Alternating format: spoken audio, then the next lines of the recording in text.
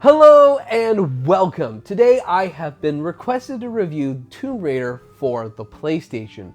While I am a fan of the original PlayStation and its library of games, weirdly enough, I never had a chance to play Tomb Raider until I got my hands on it with the PlayStation Classic version on PlayStation 3.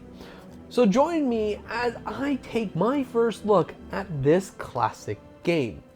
But before I dive in, this video is brought to you by us and our new Glowa e-reader cases.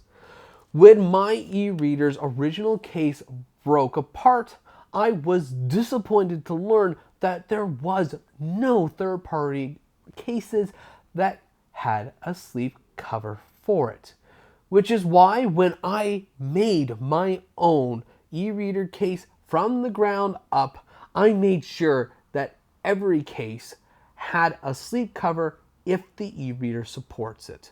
So if you are looking for a new e-reader case and you don't want to lose any of its sleeve functionality, why not check out the Glowa e-reader case at 16bitstore.com today. You can find the link in the video description. Now, let's get back to Tomb Raider. For those who have been living under a rock like I was and haven't played Tomb Raider yet, Tomb Raider is the original action-adventure game from Core Designs that, from what I can tell, pretty much defined the 3D action game, much like how Mario defined the 3D platformer. I found a lot of familiar gameplay which I've taken for granted in modern 3D action-adventure games. From platforming to puzzle rooms to climbing, exploration, and so much more.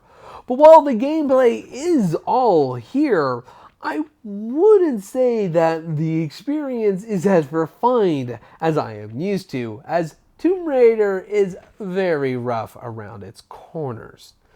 Not just because the graphics are blocky, but because Tomb Raider is stiff and tied to Laura's animation, making actions feel slow and Laura feeling often unresponsive. It feels almost as if Laura is moving on a grid, and while I do find this all very frustrating, if I am honest, I was able to adjust to it when I was taking my time, solving a few puzzles, and exploring for secrets and treasure.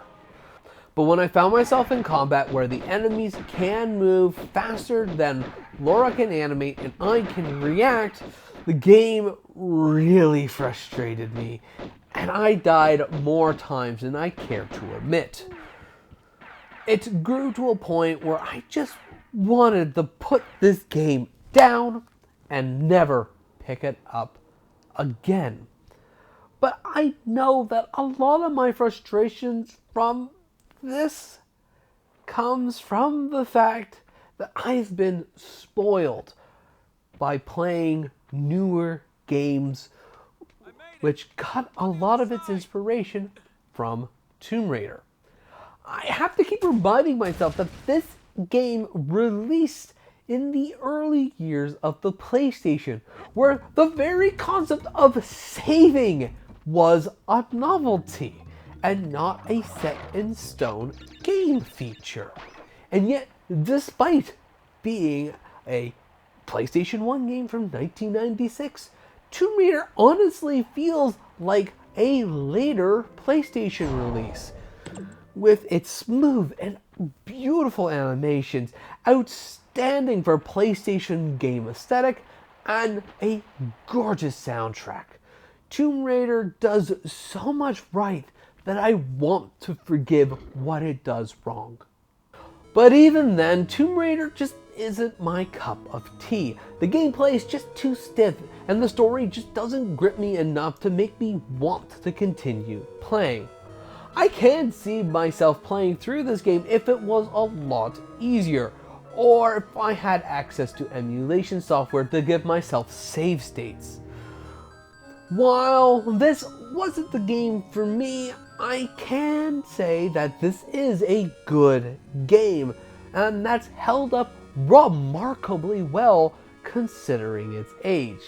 And if you can find it for the right price, then it's well worth adding to your collection. But anyways, thank you ever so much for watching. I hope you have yourself a good day, and as always, take care.